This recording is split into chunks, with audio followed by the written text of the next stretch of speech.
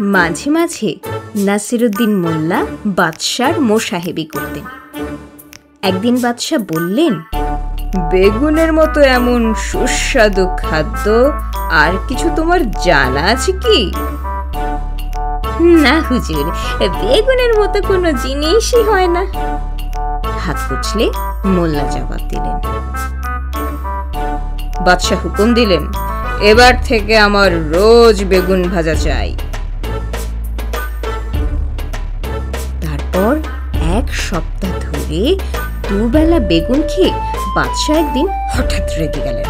বাবুর্চিকে ডেকে বললেন, আজ থেকে কোনোদিন আর বেগুন ভাজা খাবো না, বেগুন ভাজা একটা অখাদ্য। নাসিরুদ্দিনের সঙ্গে সঙ্গে সায় দিয়ে বললেন, ঠিক কথা, বেগুন একেবারে অখাদ্য। বাদশা এই কথা শুনে অবাক হয়ে বললেন, সে কি মোল্লা, তুমি না এই সেদিনে বললে বেগুনের মতো আর কোনো জিনিস হয় না? এর উত্তর যেন মোল্লার মুখস্থই ছিল। তৎক্ষণাৎ বললেন, তো আপনার মোসাহেব যাবো না, বেগুনের তো নয়,